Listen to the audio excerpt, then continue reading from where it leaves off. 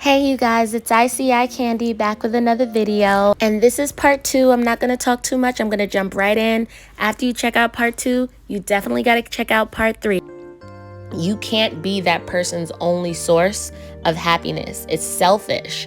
And granted, anyone who is requiring that from you, it's going to get exhausting after a while. And it might be cute for the beginning, but again, those are characteristics of a person that is toxic. And that continuing in a relationship long enough is not healthy. Okay? So just to make sure you understand that one clearly, there's a big difference between being obligated and feeling like you're obligated to the person that you're dating and your boyfriend or girlfriend, and being supportive of that person. You want to be there to comfort them when something is wrong. You want to be there for them, but you don't want to feel like you're obligated. The next thing is, and this is a very common one, is the person shows you loving jealousy. Loving jealousy. Now, what's loving jealousy? Well, loving jealousy is when your boyfriend or your girlfriend gets mad at you because you either talk to another person, or a guy or a girl, they see you touch them, they see calls, maybe texts, hangs out. If you even look in someone else's direction or in their vicinity, they get jealous and they get angry. Loving jealousy is not okay. It's okay to have a little bit of jealousy in a relationship, but a lot of the times if a person gets pissed off and they're highly jealous, it doesn't mean that they really care about you and they really want to be with you. That is a sign that that person has toxic characteristics, because people will feel like they're displaying affection. They'll feel like, he loves me, that's why he feels like this. Like, if he isn't jealous, then they feel like, oh, he doesn't care, or he doesn't love you enough because he's not going crazy or getting mad that you're talking to someone else, right? So it's a little bit controlling and manipulative, because he's making you think that because he's jealous or because she's jealous, she cares about you more. And that if she didn't care, or if he didn't care, then they wouldn't be jealous about what's going on. Does that make sense? So it's that loving jealousy where they get mad, but they get you to feel like, I only get mad because I love you. If I didn't get mad, then that means I don't care. And then you start to say, oh, okay, so his jealousy means that he cares about me and he loves me, and you start to then believe that. That's a form of manipulating you. It's playing on your insecurities, it's playing on your lack of, love that you might have had in your life at one point, and again, I'm just going based on an article that I read, and I agree 100% with it. So I said, you know what, let me share this. You can agree or disagree with what I'm saying. That's completely fine. But I agree with what I read, and that's why I'm sharing it with you. When a person is jealous, you have to be mindful of it. There's always levels to everything. So if a person is jealous and, they're getting upset with you and it causes an argument, and, they're trying to convince you that the reason they get so mad and upset and jealous is because they really care about you and they're doing it excessively, that's not love. And that's not because they care about you. It's because they're trying to be controlling, and it's because they're trying to be manipulative, and at the end of the day, it means that that person doesn't trust you, so it just creates a lot of drama, and they try to make you feel like, you're lying, or you just don't want that.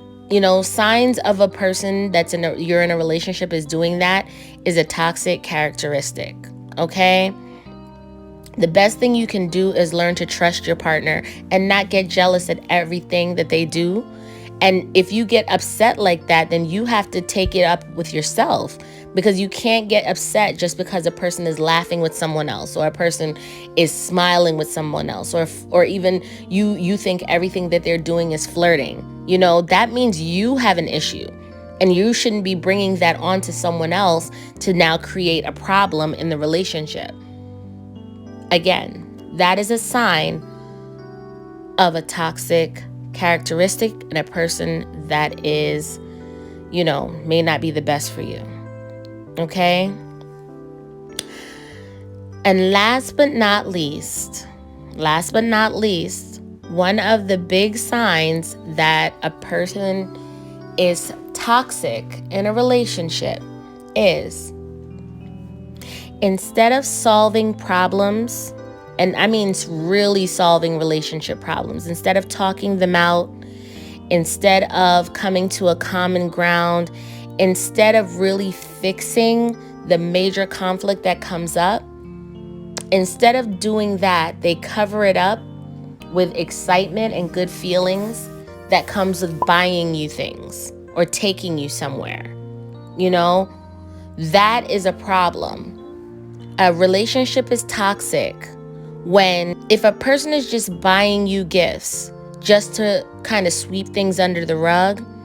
That is a characteristic of someone who is very toxic. They're basically trying to say that they don't want to deal with this right now, and they know that buying you something very nice will solve the problem or make you not mad at the moment. But what you don't seem to realize is that the problem still stays there. So it will come up again. So if you're with a person that whenever you guys get into an argument, whenever something happens and there's like a big issue in your relationship, something major happens, and the way that the person that you're with tries to solve the problem is to take you out to somewhere nice and fancy without solving the problem, buying you those sneakers that you wanted, buying you a car, getting you jewelry, taking you on a shopping spree, buying you a vacation. That's a problem. That is a problem. Okay? Because it makes them think that these things are what will solve the problem. And at the end of the day, they end up resenting you low key because in the back of their mind, they're like, yeah, see, I got this person this gift and that shut her up. But they're happy that it shut you up because they didn't want to deal with the problem. And then if you don't, try to solve the issue, most likely you in the relationship is just going to want to kind of let it go and, try to not be the Debbie Downer. So he bought you this car and you don't want to say thank you for the car, but we still need to talk, right? You're going to be the person that says, okay, thank you for the car. And you're going to try to maybe say, we'll talk about it another time. And another time never comes until the argument comes up again, right? So those are signs that a person is toxic. Okay. So again, this is just my opinion. And like I said, it's based on this article that I read. And it's like, I feel like, we're talking about the term toxic. We're talking about, DDG song. We're talking about Kennedy. And at the end of the day, we don't know what really happened in their relationship. We don't know. Kennedy could have been one to say things that were toxic. DDG did say that a couple of times she said that she could get better than him and she could, find somebody else that could do the things that he does for her, right? But we don't know if that made the relationship toxic on her end because we don't know what Daryl was saying or what DDG was saying to make her even say that, right? Obviously, maybe something was said by him that made her react that way to kind of shut him down. You never know. Again, this is just, speculation and conversation, right? We don't know. DDG could have been toxic, right? Because we know that he's the type of person that thinks material things are, more than probably what they are. And, maybe he's a person that when, something happens, instead of talking it through and trying to get over it, maybe he would try to buy his way or buy nice things in order to solve a problem. So the problem was never really solved, right? And remember, these guys are young. They're very young in a relationship, and it's like it kind of played out in front of us. Now, I guarantee you, if we take those 6 things that I just mentioned and we go back through all of their videos, you're going to see that their relationship might have been toxic, but we don't know that, right? You know, DDG brings up a lot of things in his song that definitely sound like they had an up and down relationship. But again, it's a one-sided story, and there's 2 sides to every story. You know, obviously DDG is more in front of the camera. He doesn't mind putting his business out there, good or bad. You know, at the end of the day, bad publicity is the same as good publicity to somebody that's in the public eye that wants to continue to keep a buzz and to keep attention. You know, that's something that DDG cares a lot about. He cares about his image. He cares about staying relevant. He cares about what people think, you know, and he likes to be, you know, transparent. And that's a good thing. You know, it's good and it's bad. Everything has its ups and downs, its blessings and its curses. And, you know, he is definitely very transparent, in your face, doesn't mind giving you guys a lot of details of his life. And that's just him. Anybody who's going to be with him has to understand that that's how he is. You know, you guys might get into an argument and it might be very private, and he might just feel like he wants to come and kind of vent on the camera to you guys. And that's why you guys love him, because he lets you guys into his life. But another person, which I feel like Kennedy was more like the other side of that, I feel like she does not like to have her business out there. She is a very, very, very private person, which she has said many, many, many, many times. And it's like oil and water. It's like they really enjoy each other's company. They like each other. You're confused because you're so young, because you guys have money and you're young and they're buying you nice things and you're going nice places. But when you cut all of that out, there's a lot of drama in your relationship because you guys are so opposite.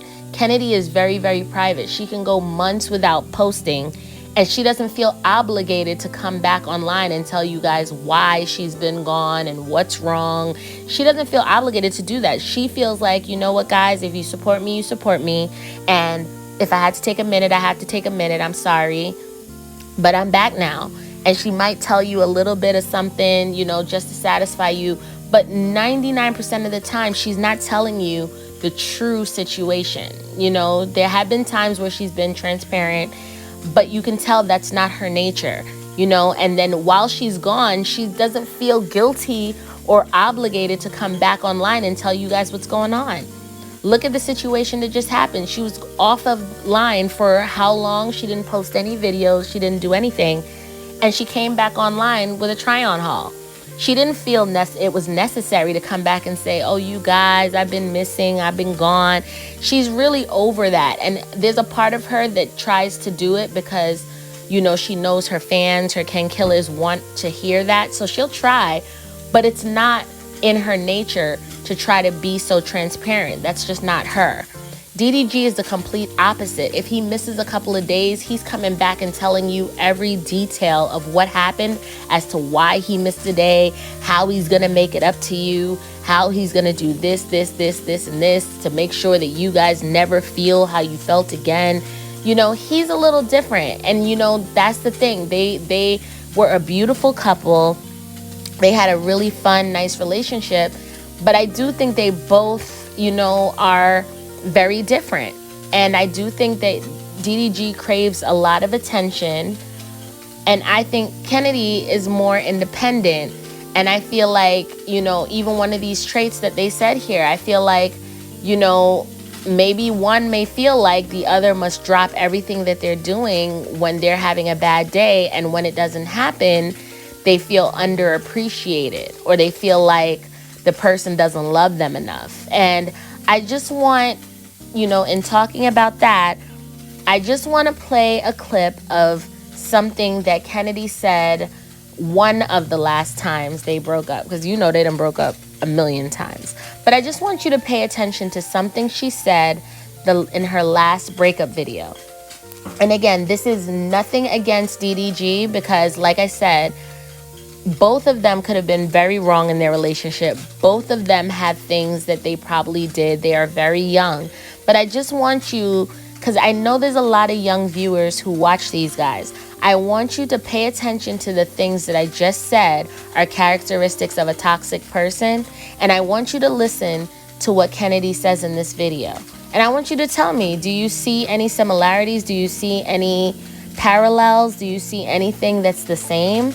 Because that's important. You know, if we're going to be singing his song and talking about toxic and hashtagging it and doing TikToks to it, you want to know what it really means to be in a toxic relationship, and you want to know what to look out for so that you are never in a situation where you're either the person that's being toxic or you have somebody being toxic towards you. So check out this and tell me what you think.